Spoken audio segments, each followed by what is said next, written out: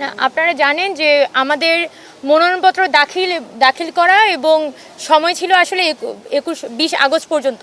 এর মধ্যে কিন্তু আপনার কোনো প্রার্থীর পক্ষেই এই ধরনের অফলাইনে প্রচারণা করার এখতিয়ার ছিল না। তবে আমরা যেটা খেয়াল করেছি যে বিভিন্ন প্রার্থী তারা হলগুলোর সামনে বড় বড় ব্যানার টাঙিয়ে তাদের যে নির্বাচনী প্রচারণা সেটা এখনো পর্যন্ত করে যাচ্ছেন। আবার অনেক প্রার্থীদেরকে আমরা দেখেছিলাম যে তারা যেখান থেকে হচ্ছে মনোনয়ন ফর্ম তুলতে হয় সেখানে তারা মিছিল নিয়ে হাততালি দিয়ে স্লোগান দিয়ে কিন্তু তারা মনোনয়ন ফর্ম উত্তোলন করেছেন এবং বিশ্ববিদ্যালয় কর্তৃপক্ষ নির্বাক দর্শকের মতো সেখানে দাঁড়িয়েছিল এবং এখনো পর্যন্ত আমরা দেখিনি যে বিশ্ববিদ্যালয় প্রশাসন বিশেষ কোনো উদ্যোগ গ্রহণ করেছে।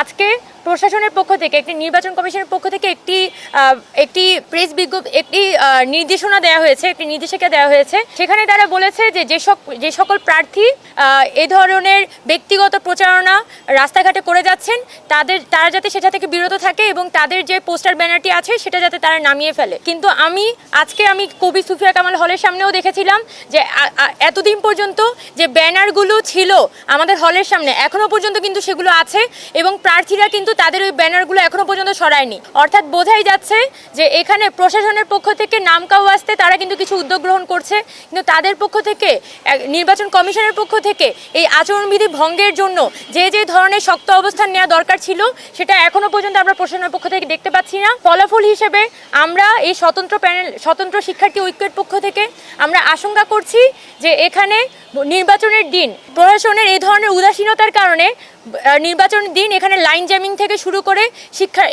ভোট কেন্দ্রে বিভিন্ন ধরনের বিশৃঙ্খলা তৈরি হওয়ার সম্ভাবনা আছে। আমরা বারবার কর্তৃপক্ষের দৃষ্টি আকর্ষণ করছি যে আমরা চাই একটি সুষ্ঠু অংশগ্রহণমূলক এবং নিরপেক্ষ নির্বাচন যাতে এই ডাকসু নির্বাচনের মধ্য দিয়ে আমরা উদাহরণ হিসেবে তুলে ধরতে পারি। সেই জায়গায় যদি আমরা প্রশাসনের এই ধরনের নমনীয় আচরণ দেখি সেটা আমাদের জন্য আমাদেরকে অত্যন্ত আশাহত করে। আমরা আশা করব আরও অনেকগুলো প্যানেল তারা কিন্তু বারবার বলছেন, আমরা সবাই বলছি এই ধরনের নির্বাচনী আচরণবিধি ভঙ্গের বিষয়গুলো প্রশাসন যদি এখানে শক্ত অবস্থান না নেয় তাহলে আমরা আমাদের স্বতন্ত্র শিক্ষার্থী ঐক্যের পক্ষ থেকে প্রশাসনকে এই বিষয়ে বিশেষভাবে কমপ্লেন জানাতে এবং সরাসরি একটা ব্যবস্থা গ্রহণ করতে বাধ্য থাকবো।